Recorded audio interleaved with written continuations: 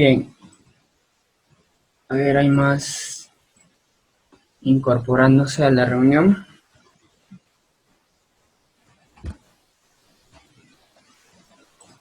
Buenas tardes.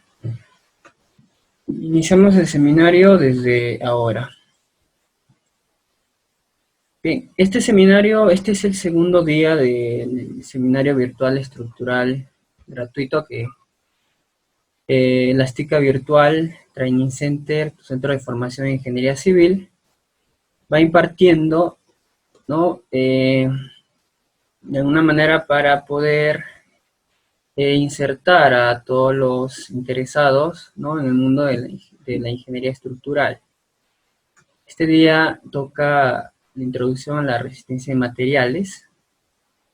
Hace 2 días dimos la introducción a la estática, aprendimos conceptos sobre la mecánica, las leyes de Newton, las unidades, el sistema internacional de unidades y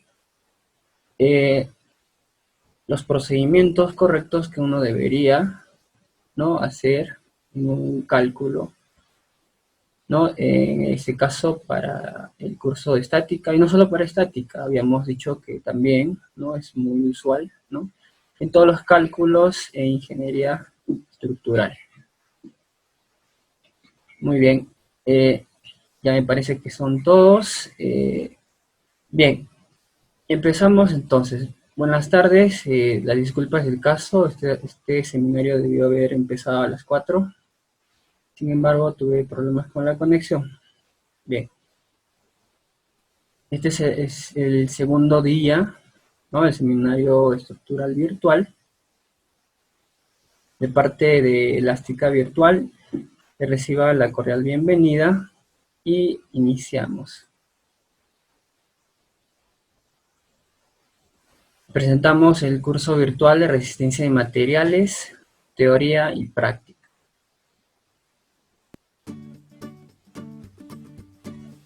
En este seminario virtual estructural gratuito, Introducción a la resistencia de materiales, tocaremos conceptos, ¿no?, sobre esfuerzo y deformación. El contenido, indicaremos el concepto neto de la resistencia de materiales para que puedan tener un concepto más general de lo que hace este curso dentro de la ingeniería estructural. Luego hablaremos del esfuerzo, de la deformación, luego sobre la relación entre esfuerzo y deformación, que es muy importante. El diagrama, ¿no?, esfuerzo de deformación unitaria, el módulo de Poisson, y por último estaremos mencionando brevemente sobre el esfuerzo cortante. La resistencia de materiales. Este curso, ¿no?, amplía el estudio de las fuerzas que se inició en mecánica, ¿no? En estática ya habíamos estudiado. Pero existe una diferencia muy obvia, ¿no?, entre ambas materias. El campo de la mecánica abarca fundamentalmente, ¿no?, las relaciones entre las fuerzas que actúan sobre un cuerpo, ¿no?, o un sólido indeformable, ¿no? Habíamos dicho que en estática pues estudia a los cuerpos rígidos. Bien, ahora la estática, ¿no?, estudia a los sólidos en equilibrio, eso se había dicho. Mientras que la dinámica estudia los sólidos, ¿no?, acelerados.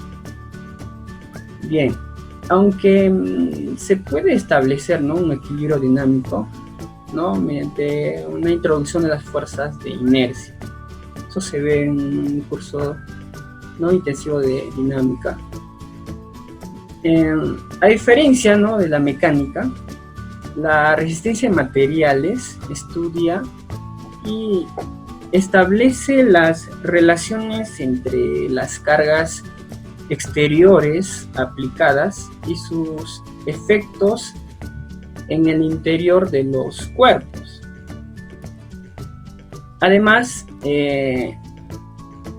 no supone, ¿no?, que los cuerpos sean, pues, idealmente indeformables, como se veía en estática, ¿no? Sino que las deformaciones, por más pequeñas que sean, ¿no?, en este curso, tienen gran interés. Las propiedades del material, ¿no?, de que se construye una estructura, o si ampliamos un poco más, ¿no?, pueden ser máquinas, ¿no?, afectan tanto a su elección, ¿no?, como a su diseño, ¿no?, ya que deben satisfacer las condiciones de resistencia y de rigidez.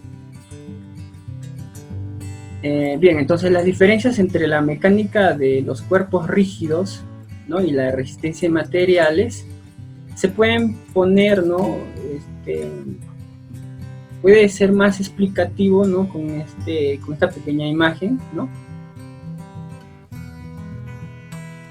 Vemos que, bueno, vemos una masa, ¿no?, que está apoyada en un elemento horizontal, ¿no?, y este elemento horizontal está apoyado en sobre un plano inclinado. Entonces, la determinación de la fuerza que se requiere en el extremo, ¿no?, de esta palanca, ¿no?, que es necesaria para levantar el peso de esa masa, ¿no?, simplemente sería un problema de estática, ¿no? Entonces, mediante suma de momentos, ¿no?, respecto al punto de apoyo, ¿no?, del plano inclinado, ¿no?, podríamos determinar el valor de P. Entonces, esa solución, ¿no?, se haría mediante la estática. Entonces, mediante la estática, pues suponemos, ¿no?, que la palanca, ¿no?, el elemento horizontal, es lo bastante rígida, ¿no?, y lo suficientemente fuerte como para permitir su funcionamiento, ¿no? Sin embargo, en resistencia de materiales, pues se amplía el panorama, ¿no?, se amplía la solución. Es necesario estudiar la barra, ¿no?, en sí misma, para estar seguros de que si no se romperá ni será tan flexible, ¿no?, que podría llegar a doblarse, ¿no?, sin antes llegar a cumplir la función de levantar la carga. Entonces, definamos entonces, ¿no?, la resistencia de materiales, ¿no?, estudia y establece las relaciones entre las cargas exteriores aplicadas y sus efectos en el interior de los sólidos, ¿no?, o de los cuerpos. Esfuerzo. Una fuerza externa aplicada a un cuerpo, ¿no?, hace que éste se deforme o cambie ligeramente de forma, ¿no? Esta fuerza también produce fuerzas internas en el cuerpo. A estas fuerzas internas se les llama esfuerzo. Entonces, la mecánica de materiales, ¿no?, o la resistencia de materiales, ¿no?, es la parte de la ciencia que analiza, pues, los esfuerzos y las deformaciones producidas por la aplicación de fuerzas externas. A partir de esto podemos decir que el esfuerzo es una función de las fuerzas internas en un cuerpo que se producen por la aplicación de las cargas exteriores.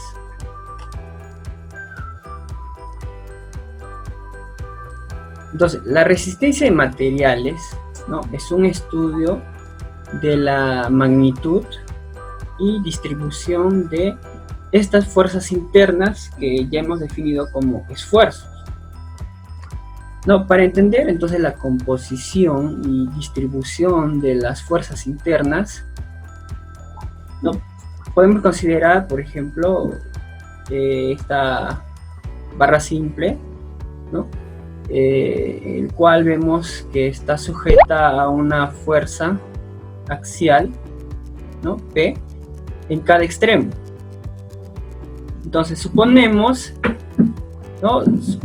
que esta barra está formada, ¿no?, de un gran número de fibras alineadas paralelamente.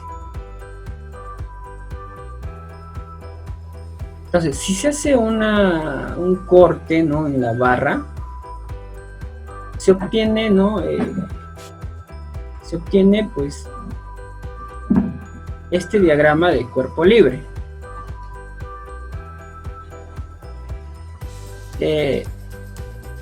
Una regla básica de la estática es que si una estructura está en equilibrio, cualquier porción de la estructura debe estar en equilibrio, ¿no? Entonces, en el diagrama de cuerpo libre mostrado, ¿no?, en color azul en la imagen, la fuerza externa aplicada está a la derecha. Entonces, como el cuerpo está en equilibrio, debe también haber fuerzas que actúan hacia la izquierda. Entonces, estas fuerzas, ¿no?, que resisten la carga aplicada son transmitidas por las fibras de la barra. La fuerza interior total en la barra, ¿no?, es la resultante de todas las fuerzas en las fibras y es igual a P. Entonces, no obstante, no es común mencionar, ¿no?, o hablar, ¿no?, de una fuerza total en la barra, sino más bien de la intensidad de la fuerza en las fibras. Entonces, esta intensidad de la fuerza se llama el esfuerzo o esfuerzo unitario. Entonces, el esfuerzo unitario se define como la fuerza por unidad de área. Entiéndase, ¿no? Entonces, en términos algebraicos podríamos ver, ¿no?, esa relación.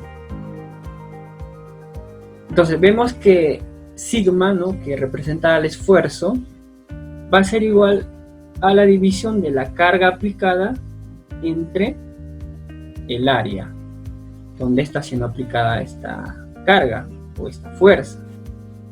Entonces, se hace una división, entonces lo que se va a obtener, ¿no?, la unidad del esfuerzo es Newton sobre metro cuadrado, ¿no?, trabajando en el sistema internacional. La carga está dada en unidades, pues Newton, y el área en metros cuadrados.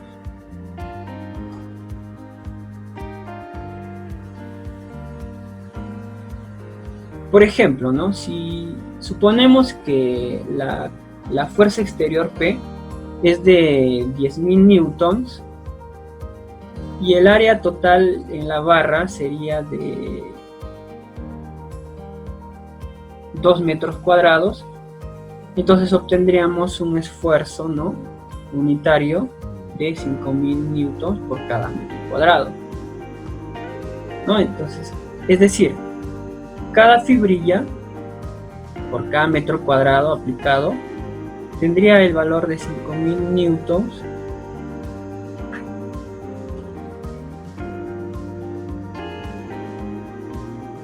ahora. Si en caso fuese que el caso de que el área, ¿no?, el área fuese la mitad, entonces obtendríamos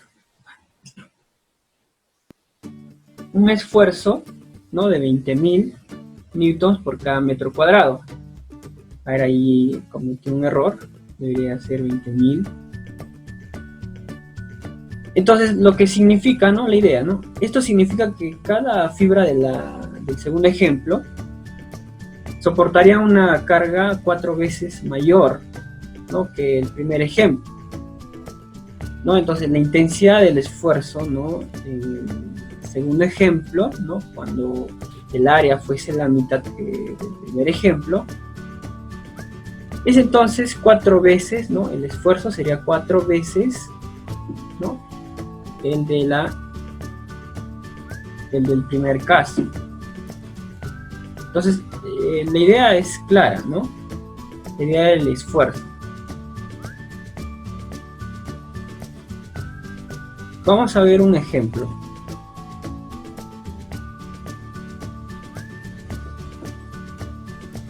Nos pide determinar el esfuerzo en cada uno de los miembros, ¿no? Cuando la carga P es igual a 24 kilonewtons. Bien, entonces, en el brazo mostrado, ¿no? Entonces, en el brazo mostrado, el miembro horizontal AC, ¿no? Es una barra circular. Y el miembro inclinado es una barra sólida, ¿no? Una barra sólida con una sección rectangular. Entonces, como queremos determinar el esfuerzo en cada uno de los miembros, cuando la carga P va a ser igual a 24 kilonewtons, la solución, pues, ¿no? Requiere primero de un cálculo utilizando, pues, la estática, ¿no? Debemos obtener las fuerzas axiales actuantes en cada miembro. Eso lo hacemos usando la estática. Entonces luego, ¿no? Vemos, entonces luego de obtener las cargas, pues, ¿no? Haciendo una sumatoria de fuerzas en el eje Y, una sumatoria de fuerzas en el eje X, ¿no? Vamos a obtener, pues, las cargas, ¿no? De cada elemento. Fuerza AC en el elemento AC, la fuerza en el elemento BC, ¿no? Entonces obtenemos que las direcciones planteadas, ¿no? Eran positivas, es decir, coincidieron con su actuar, ¿no? En este caso, la fuerza en el elemento BC va a estar en compresión, ¿no? Y la fuerza en el elemento AC va a estar en tensión. Lógico, ¿no?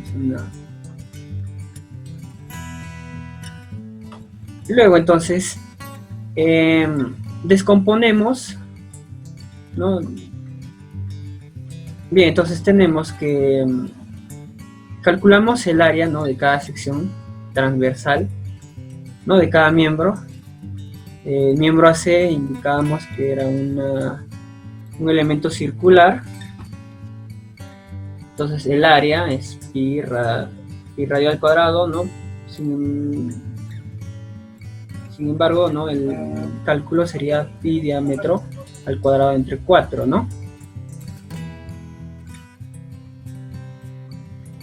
Entonces, de lo cual obtenemos, en este caso, que el área es igual a 706 por 7 por 10 a la menos 6 metros al cuadrado, ¿no? Aplicando los conceptos explicados en estática, ¿no? En el miembro BC, de igual manera, es un elemento rectangular. Obtenemos entonces 6000 por 10 a la menos 6 metros al cuadrado. Finalmente, entonces, calculamos el esfuerzo en cada miembro, ¿no? Aplicando la definición del esfuerzo que habíamos dado anteriormente. El esfuerzo, entonces, en cada miembro vendría a ser igual a la carga que está siendo aplicada en el elemento sobre el área de la sección. Entonces obtenemos para cada caso, ¿no? El esfuerzo correspondiente. Entonces la definición, ¿no? De sigma igual a la carga aplicada entre el área donde está siendo aplicada esa carga es una fórmula muy importante y muy útil, ¿no? Por ejemplo, vemos, ¿no? Podríamos mencionar dos cosas, ¿no? La primera sería que la fórmula, ¿no?, se aplica a partes, ¿no?, que están cargadas, ¿no?, ya sea a tensión o a compresión.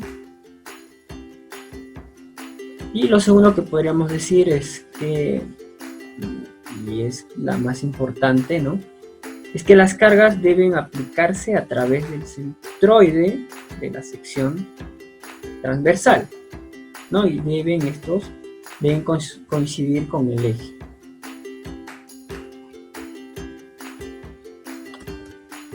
Bien, entonces ahí el ejemplo, ¿no?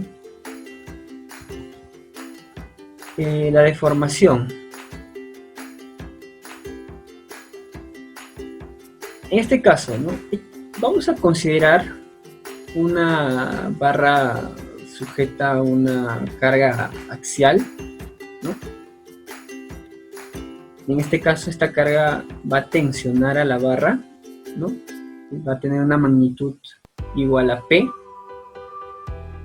Cuando se aplica esta carga, ¿no?, con lo explicado anteriormente, ¿no?, se desarrolla un esfuerzo unitario, ¿no?, en la barra, ¿no?, que va a ser igual a sigma igual a la carga entre el área, ¿no? Además, ¿no?, la barra se alarga ligeramente debido a la aplicación de esta carga. Vemos, ¿no? Entonces, en resistencia de materiales, ¿no?, estos cambios de longitud, ¿no?, o pueden conocerse como elongaciones o contracciones, ¿no?, estos cambios de longitud se conocen como deformaciones. Una deformación es, ¿no?, entonces, el cambio de longitud de una parte del cuerpo.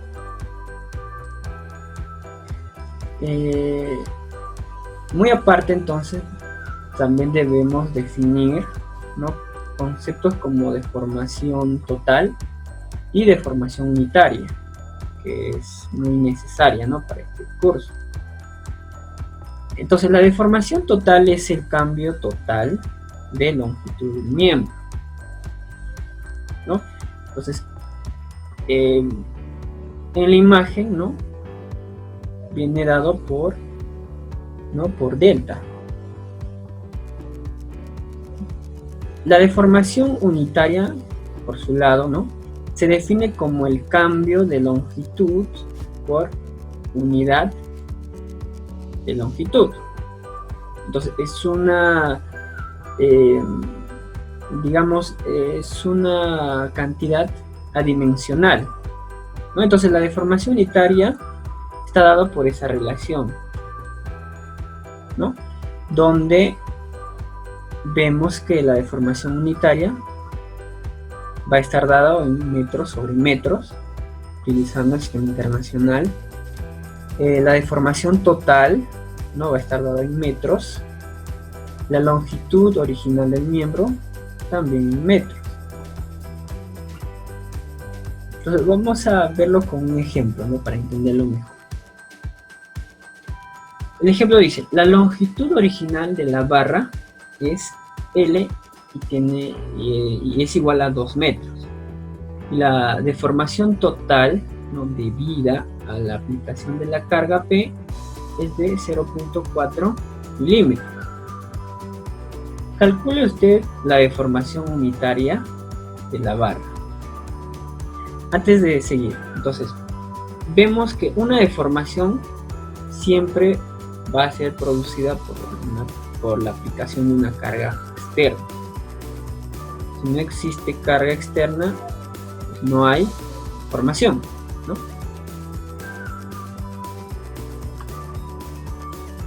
Entonces, ahí podemos escribir entonces todos los datos.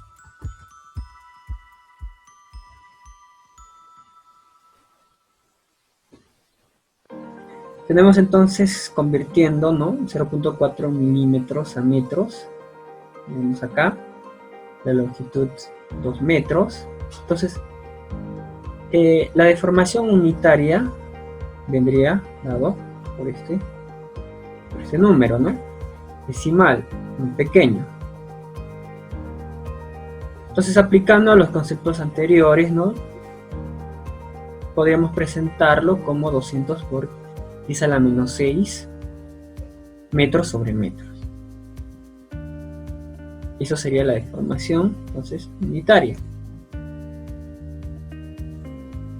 Entonces vemos entonces que esta deformación unitaria, ¿no? Es una cantidad adimensional, ¿no? Entonces podemos decir, ¿no? Que el valor numérico entonces de la deformación unitaria es el mismo, ¿no? O sea, carece de dimensión. Bien, como íbamos diciendo, ¿no? Esta deformación unitaria es una cantidad adimensional. Bien, ahora vemos entonces la relación entre el esfuerzo y la deformación. Entonces, ya vimos, ¿no? Las definiciones básicas, ¿no? Para resistencia en materiales, ¿no? Los cuales son esfuerzo unitario, ¿no? Y la deformación unitaria, ¿no? Entonces, de igual importancia, ¿no? Es la relación entre esfuerzo y deformación.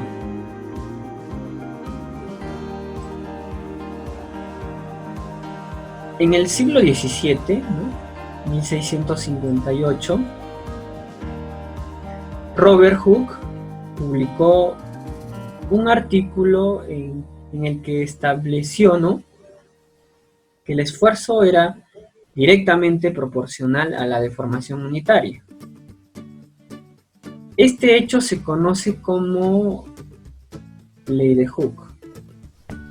Matemáticamente no puede expresarse como se muestra, ¿no? De color rojo.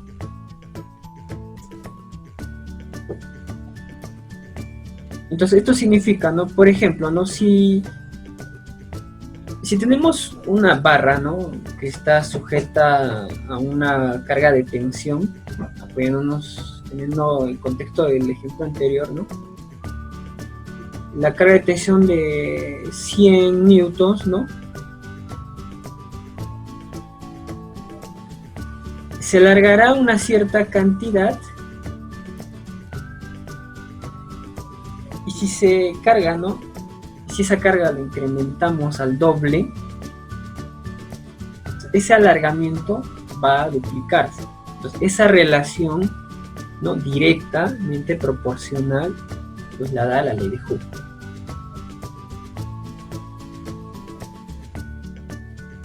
Esta proporción, ¿no? Puede convertirse en una ecuación introduciendo, ¿no? Una constante de proporcionalidad. Esta constante de proporcionalidad fue calculada a principios del siglo XIX, más o menos en el año 1802, por Thomas Young, ¿no? Un científico inglés. Se conoce como el módulo de elasticidad o módulo de Young. Y está simbolizada con la letra E, ¿no? Este módulo de elasticidad pues se ha determinado para diversos materiales que se usan en ingeniería. En la imagen entonces mostramos, ¿no? Los módulos de elasticidad para muchos de los materiales más comunes en ingeniería. Bien, entonces al incluir este módulo de elasticidad, la ley de Hooke se convierte ya en una ecuación importante y muy útil, ¿no? Que se expresa como lo que se muestra, ¿no? Hay una relación entonces directa entre el esfuerzo unitario y la deformación unitaria. Entonces, ¿dónde podemos ver el esfuerzo unitario obviamente está dado en newtons por cada metro cuadrado o pascal, y es una nueva denominación en el sistema internacional. La deformación unitaria, ¿no? También en metros sobre metro, es una unidad adimensional, porque esto se simplifica, ¿verdad? Bien. El módulo de elasticidad en este caso también está dado en newton por cada metro cuadrado o en pascal.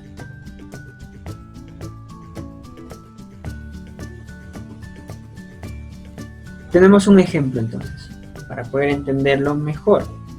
Una barra, ¿no?, de acero de 3/4 de pulgada, más o menos, tendría dado, ¿no?, por esta relación, para convertirlo a metros, 0.295 por 10 a la menos 3. El acero, ¿no?, de diámetro está sujeta a una fuerza de tensión de 7000 newtons. En este caso, el módulo de elasticidad para el acero es igual a 200 gigapascales. Entonces, determinar la deformación unitaria. Luego nos pide calcula la deformación total si la longitud original de la barra fuera 2. Entonces, primero, tenemos una barra, ¿no?, con esta característica, tiene un diámetro igual a esta cantidad. Entonces, está sujeta a una fuerza de tensión de 7000 newtons. De ahí tenemos entonces el valor de la tensión, el valor de la sección transversal,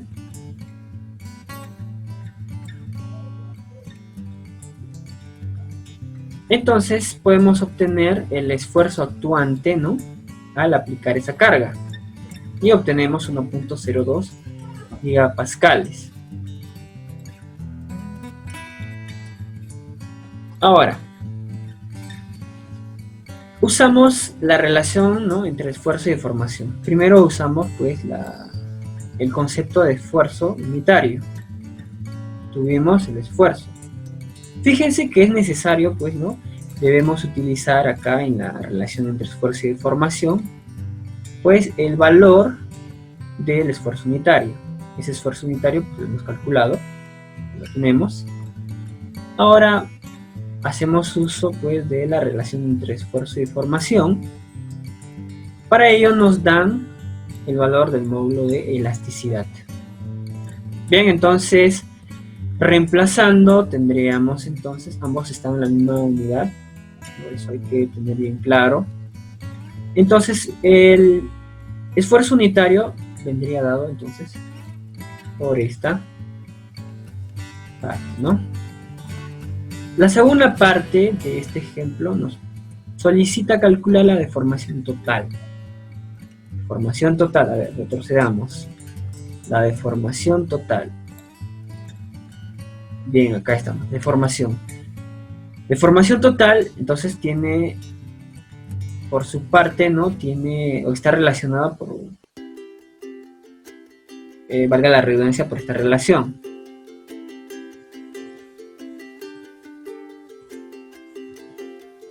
Entonces aplicamos esa relación, de lo cual despejamos, ¿no?, la deformación total. La longitud vendría a multiplicar a la deformación unitaria. Obtendríamos entonces este valor, en metros. Es un valor pequeño, ¿no? Bien, entonces, haciendo uso de estas tres ecuaciones, nosotros podríamos obtener una ecuación directa donde podremos nosotros calcular la deformación total de la barra. ¿Ven? Entonces nosotros obtenemos esta relación, ¿no?, que va entonces esta deformación total va a ser directamente proporcional a la carga aplicada en el elemento y a la longitud del elemento. Es decir, si la carga aplicada es 10 en un primer caso y otro segundo caso es de 100 newtons, entonces la deformación pues va a ser mayor a comparación que el primer caso. eso significa, pues, ¿no? La relación directa, la relación directamente proporcional. Caso contrario, ¿no? Esta deformación total es inversamente proporcional al área, es decir, si el área es mayor, entonces vamos a tener que la deformación total es menor a comparación con otro caso, ¿no? Y si el módulo de elasticidad también es mucho mayor, ¿no? Entonces la deformación total también será menor, ¿no? Esa es la relación inversa. Bien, entonces estamos en nuestro segundo día, ¿no? De seminario estructural virtual.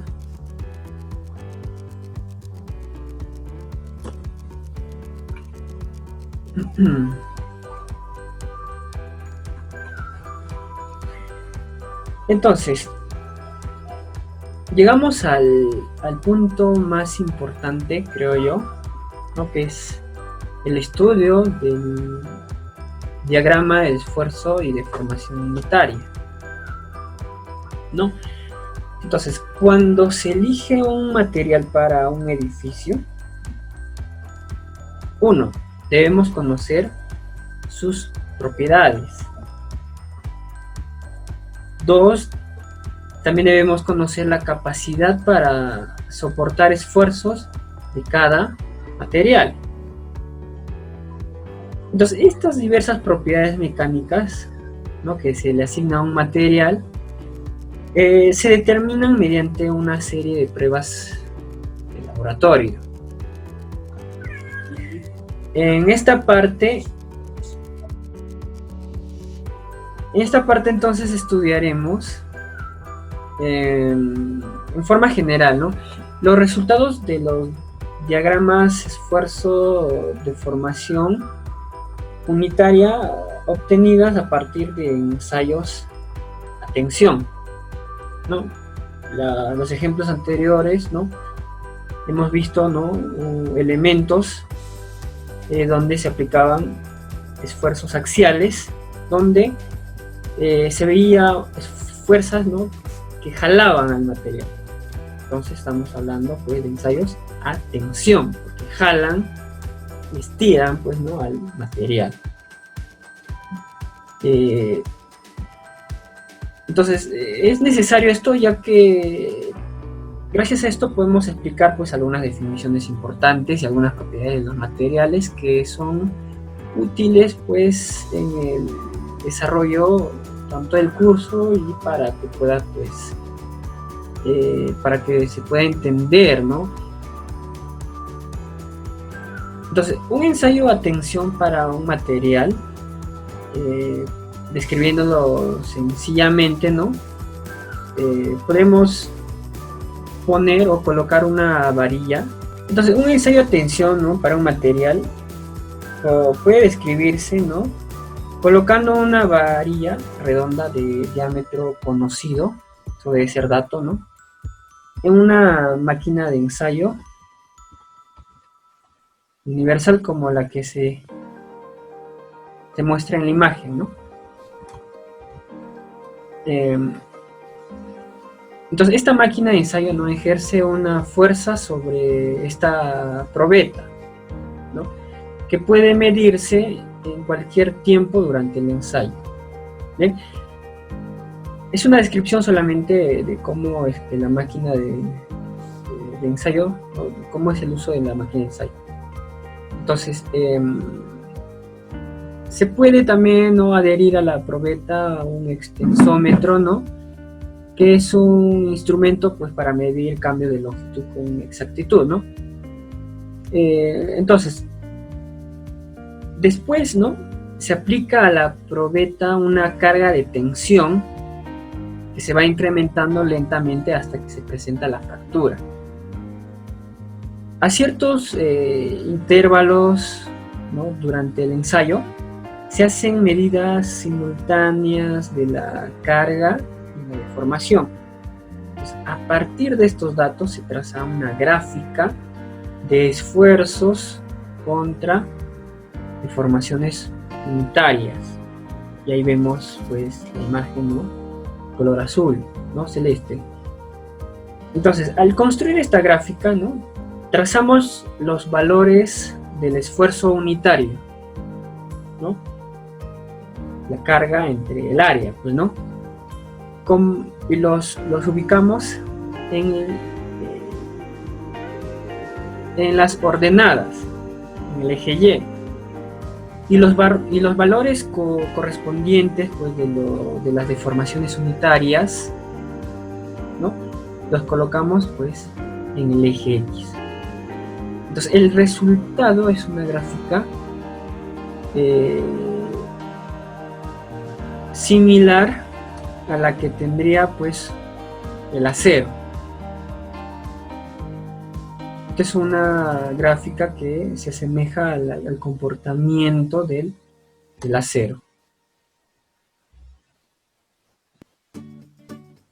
Entonces vemos, ¿no? Estudiando la gráfica, debemos estudiar la gráfica, es muy importante para este curso.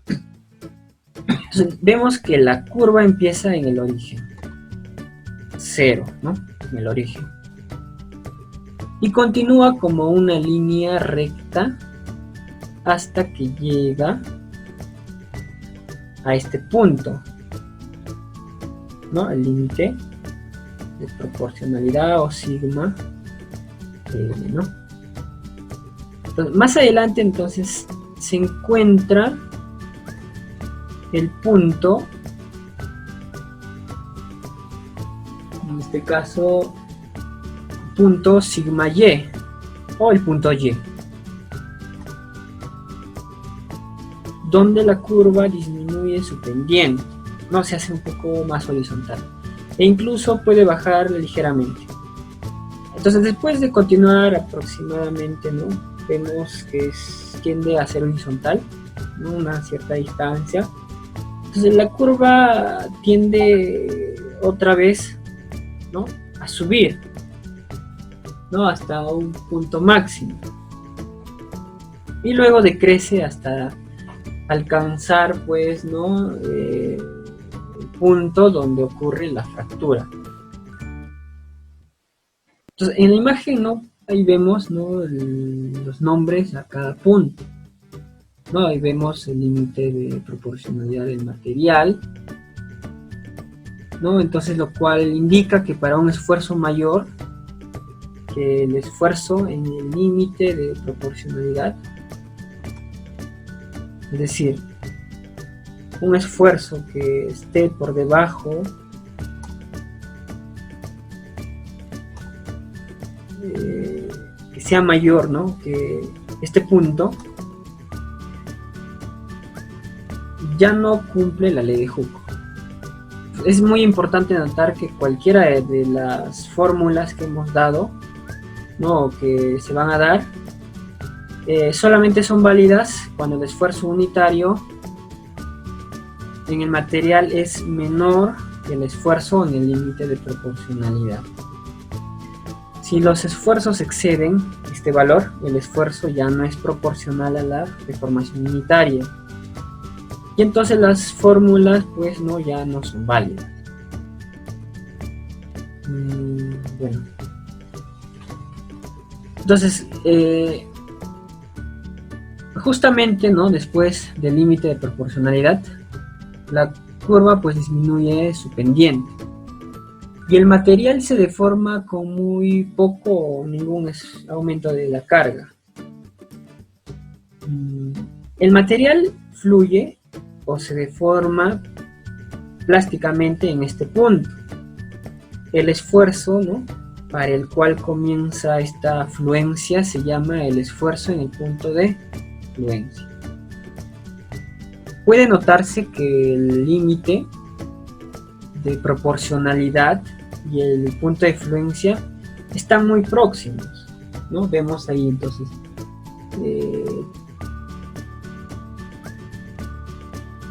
entonces es difícil, ¿no? Notar la diferencia entre estos dos puntos, a menos que se hagan las medidas y los dibujos con mayor exactitud, ¿no? Cosa que puede que sea un poco tedioso obtener.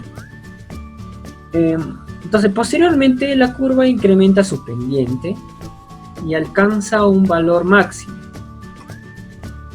¿no? Tenemos ahí entonces un punto máximo. El esfuerzo correspondiente a este punto se llama el esfuerzo último del material, que viene a ser el máximo esfuerzo que el material es capaz de soportar. Después la curva desciende hasta el punto donde ocurre la fractura y entonces obtenemos el esfuerzo de fractura.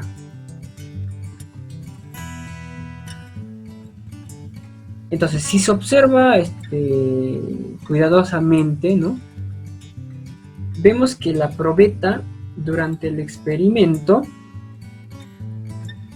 se notaría, ¿no?, que mientras el espécimen, ¿no?, se está alargando, su diámetro también se está reduciendo.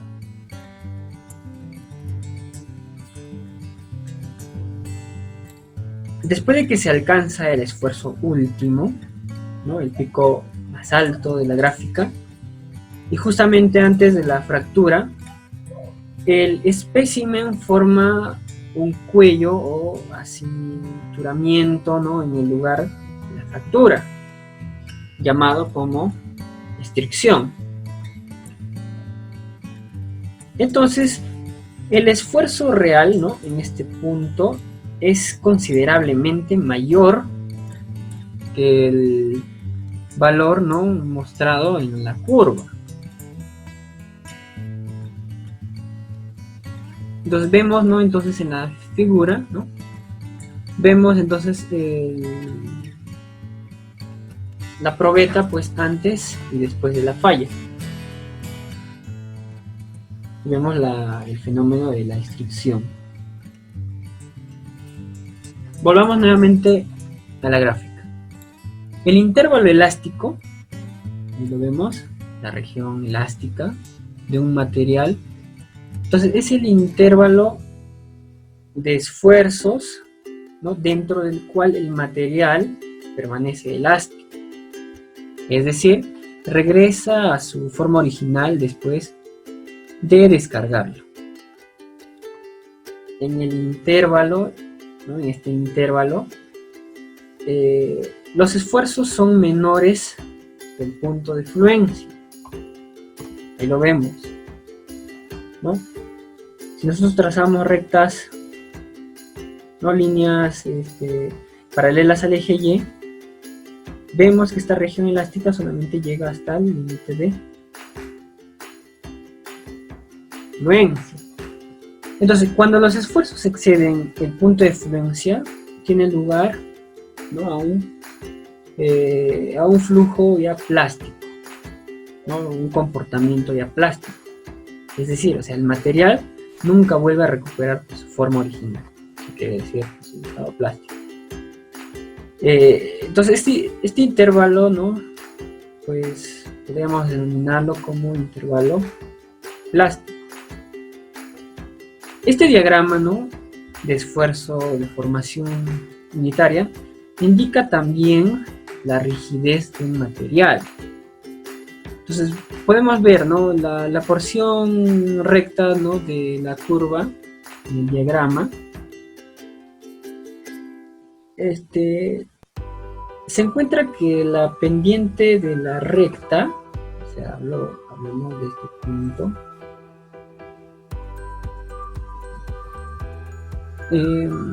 es igual a la variación en el esfuerzo unitario, ¿no?, dividido por la variación de la deformación unitaria. Entonces, esta expresión para la pendiente puede escribirse como tangente de teta igual a variación de esfuerzo entre variación de deformación unitaria.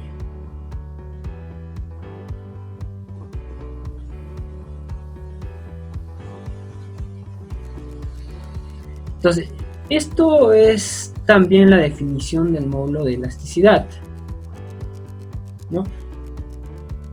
Una indicación, ¿no?, para el módulo de elasticidad ¿no?, de un material puede obtenerse pues observando esta pendiente, ¿no?, de la porción inicial de la curva. Entonces podemos ver, entre mayor es la pendiente de la curva, mayor es el módulo de elasticidad o rigidez relativa del material. Entonces, diagrama de esfuerzo de formación unitaria para otros materiales. Podemos ver, ¿no?, que para otros materiales diferentes al acero, la anterior gráfica y la que hemos estudiado es pues, el diagrama de esfuerzo de formación del acero.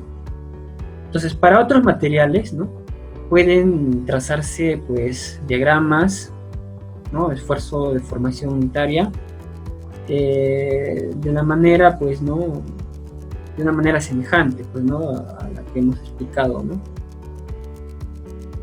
Entonces cada material tiene una forma y propiedades peculiares. Por consiguiente, las curvas, ¿no?, mostradas en la imagen difieren pues considerablemente del diagrama pues esfuerzo de formación, ¿no?, correspondiente al acero. En la mayoría de los materiales no se presenta tanta proporcionalidad entre el esfuerzo y la deformación unitarias, como es el caso del acero, ¿no?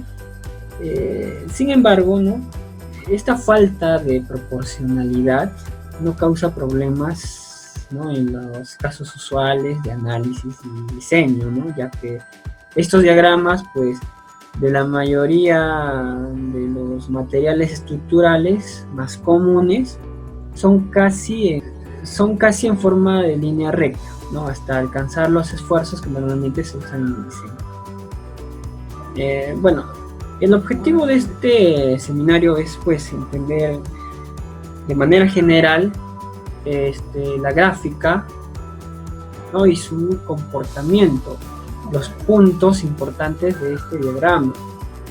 Es importante conocer pues este comportamiento del material, ¿no?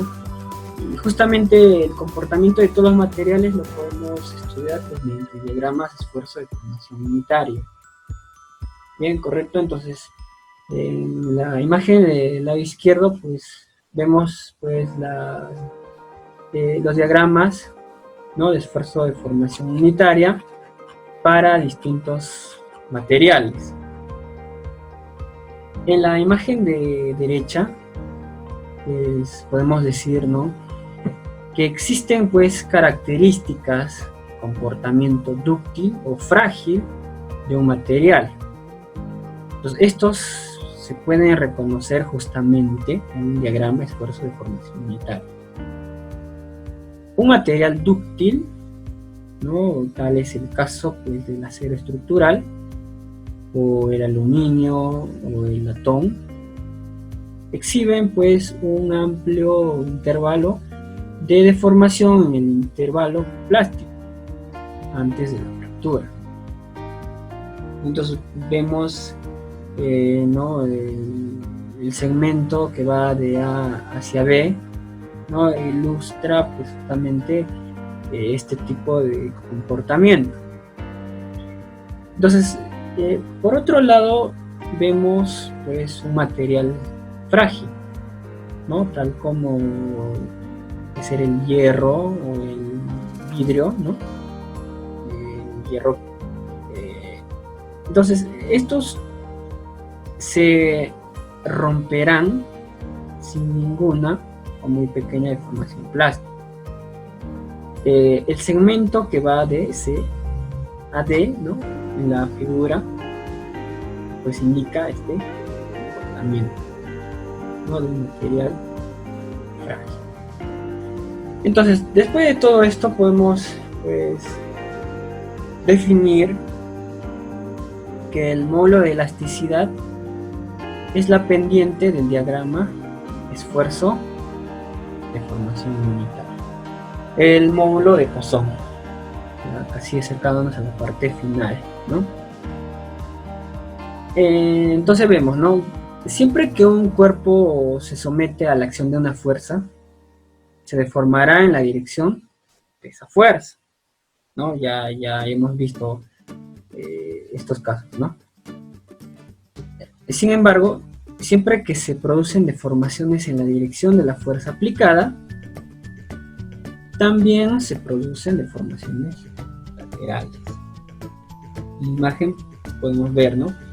Cuando el bloque de caucho se comprime, ¿no? Una deformación negativa, sus lados se expanden, una deformación positiva.